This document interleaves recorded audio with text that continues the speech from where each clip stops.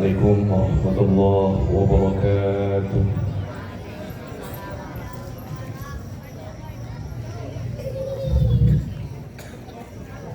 Yatim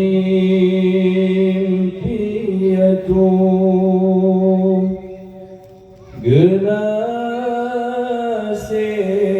Nabi benci menyaksikan sia-sia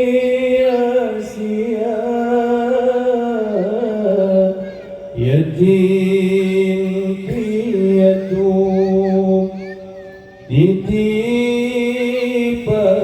ilahi wajib tersantuni terbantu hai tengku legata yatim dan piatu.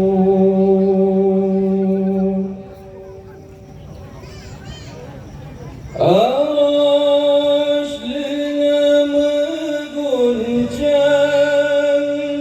goyang di tetap hanan bumi laju ditanyang pakai dengan kata dengan suara lembut Arash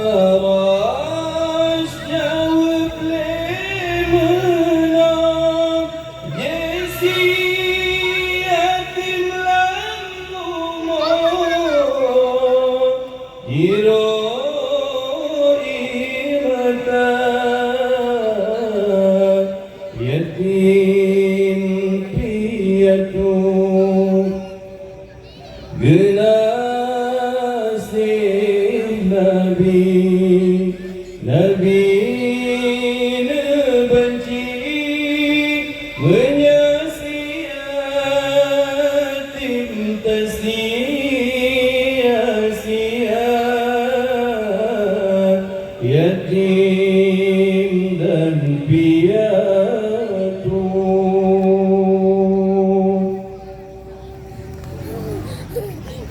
Wahai semua kawan, atasmu kewajiban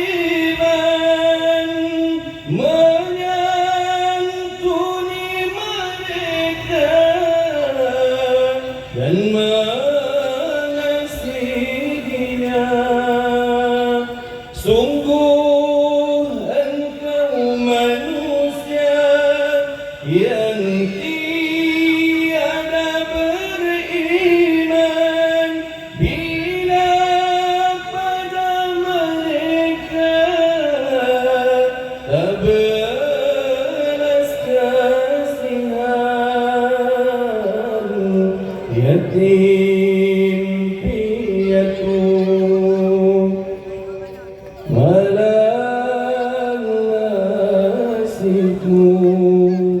Semoga Tuhan selalu melimpahkan rahmat-Nya padamu yatim dan piatu.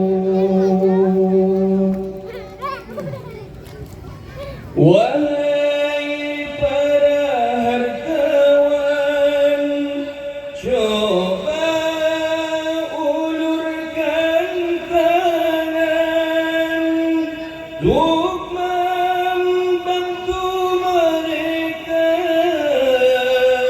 dalam kehidupan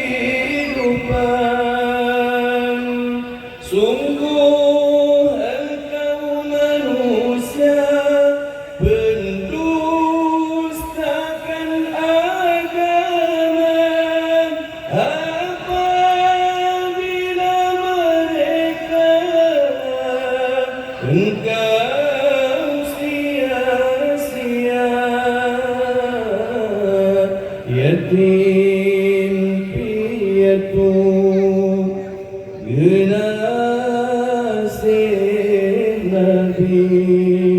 Nabi benci menyiasati dan sia-sia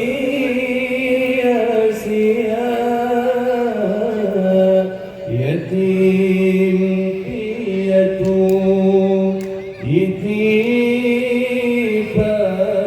ilahi wajib santuni terbantu hai tengkulai